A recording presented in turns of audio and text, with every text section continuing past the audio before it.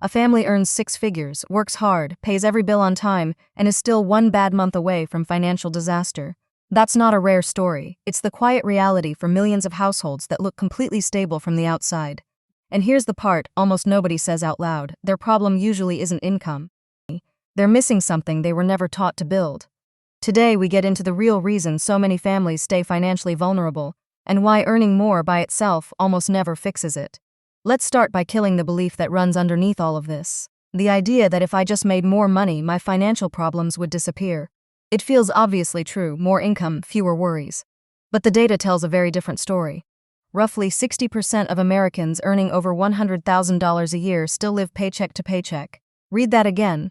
Six-figure households, high earners by most measures, and the majority of them are stretched to the edge of every pay period. If a big income automatically created security, that number would be near zero. It isn't, which means income was never the missing piece. So if it's not income, what is it? It's the absence of a system. Financial security is not something that arrives automatically as your paycheck grows. It's something you have to intentionally build, with protection, preparation, planning, and a basic education in how money actually works.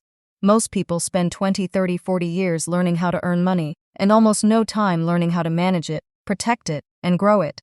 They become experts at the one skill the world rewards loudly, and never get taught the quiet skills that actually keep a family safe.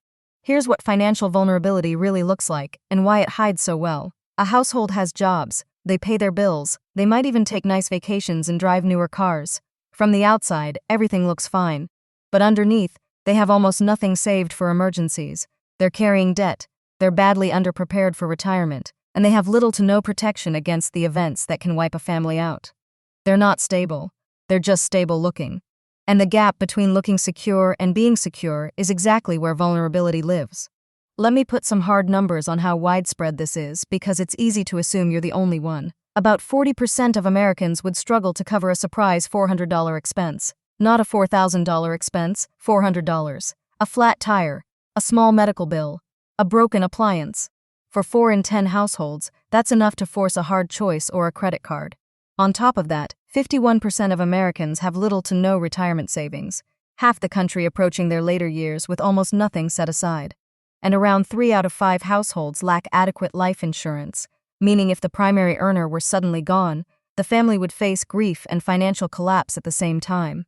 These statistics are about normal, hard-working families who were simply never shown how to build the missing pieces. And that's the heart of it. Financial education is the thing almost nobody got. Think about it. Where would you have learned this? Most schools in most states still don't teach personal finance in any serious way. You weren't taught how to size an emergency fund, how to think about risk, how to protect your income, or how to prepare for the years when you can't work. You were taught to get a job and earn. So people do exactly what they were taught. They work hard, earn money, try to be responsible, and then feel ashamed when they still end up vulnerable, never realizing the real problem is a gap in knowledge, not a flaw in character. Let me say that part as clearly as I can, because it matters. If you're financially stretched despite doing everything you were told to do, it's because earning is only one piece of a much bigger system, and nobody ever handed you the other pieces. Once you see that, the shame starts to lift, and the problem starts to look fixable. So let's name what those missing pieces actually are, because this is where it gets useful. There's a critical difference between building wealth and protecting wealth, and most people only ever hear about the first one. Building wealth is the exciting part: investing, growing, accumulating. Protecting wealth is the quiet part, making sure that what you have and what you earn can survive an unexpected event without collapsing. You can be great at building and terrible at protecting, and a single bad event will erase years of progress. The families who stay secure are the ones who do both. The families who stay vulnerable usually focus entirely on earning and growing, while leaving the protective foundation completely exposed.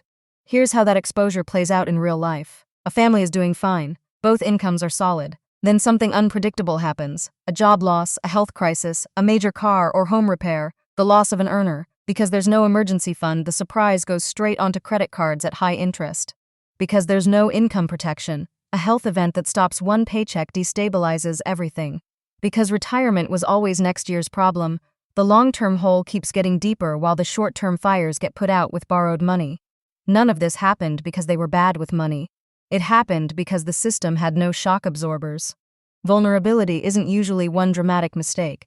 It's the slow result of building a financial life with no protection underneath it.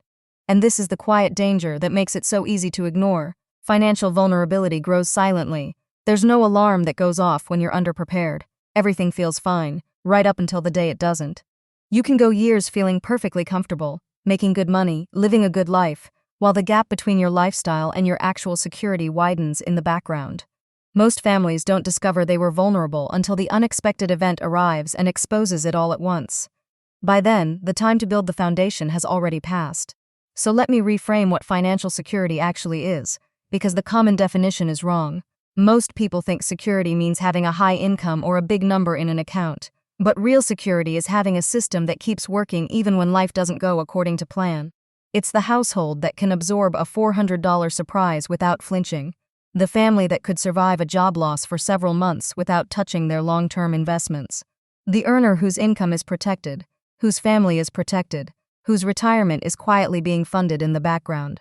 That family might earn less than the stretched six-figure household next door, and be dramatically more secure, because they built the system instead of just the income.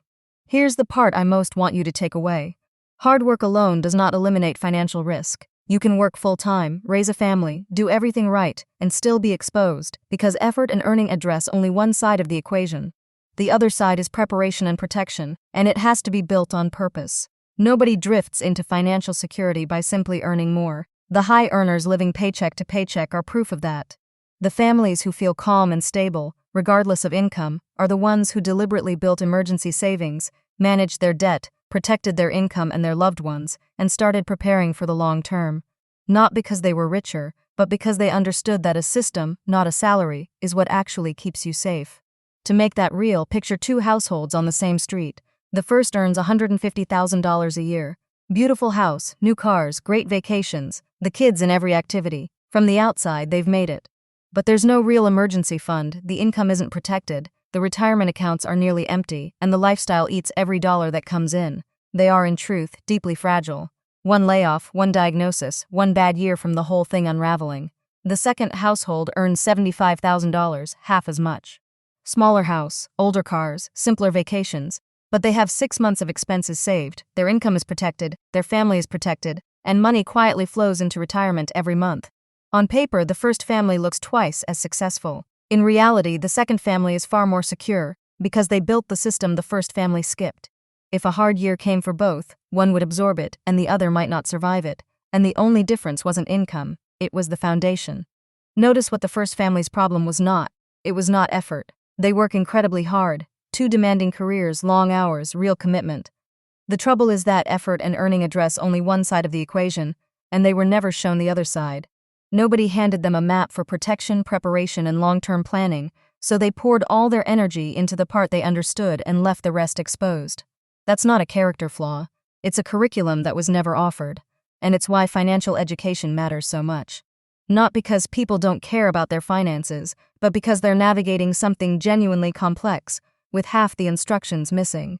There's a quieter cost to all of this that the statistics don't capture: the stress. Living in a financially vulnerable household, even a high-earning one, means carrying a low hum of anxiety all the time, the sense that you're one bad event away from disaster. Even when you can't quite name it, it affects your sleep. It affects your relationships. It affects the decisions you make from a place of fear instead of strength. And the cruel part is that the families who feel this most acutely are often the responsible ones.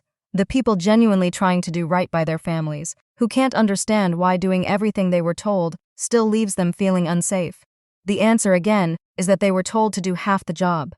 The other half, the part that actually creates the feeling of safety, was never taught. And the genuinely hopeful part is that every missing piece here can be built, starting from wherever you are right now. You don't need a bigger income to begin building an emergency fund, to start managing your debt, to put protection in place, or to begin preparing for the future. Those are decisions and habits, available at almost any income level. The family earning a modest amount who builds the system will end up far more secure than the family earning triple who never did. That's the real lesson hiding inside all those uncomfortable statistics. Vulnerability is rarely an income problem, so the answer is rarely earn more. The answer is to build the system that earning alone was never going to build for you. Now, I'm not going to pretend a single video can teach you to build all 4 of those pieces in detail. The emergency fund, the debt payoff, the protection, and the long-term planning each deserve their own deep dive. And that's exactly what we're going to do in the videos ahead. For today, the goal is simpler and just as important: to see clearly that the foundation is the missing piece, so you stop blaming your income and start building the thing that actually keeps you safe. So if you've been feeling quietly anxious about money, even though things look okay on paper, I want you to hear this clearly. You're not failing, and you're not alone. You're just missing pieces you were never taught to build, and those pieces are learnable, buildable, and within reach. The work isn't to earn your way out of vulnerability. The work is to build the foundation underneath the income you already have. So let me ask you honestly, which of these missing pieces hits closest to home for you right now? The emergency fund, the debt, the protection, or the long-term planning? Tell me in the comments, because naming it is the first step to building it, and I read every single one. If this changed the way you think about what financial security really means, give it a like. It genuinely helps this reach another family that looks fine on the outside, but quietly feels the cracks underneath.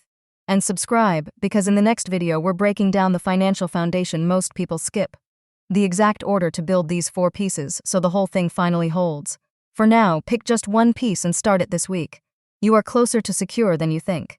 Take care of yourself, and I'll see you in the next one.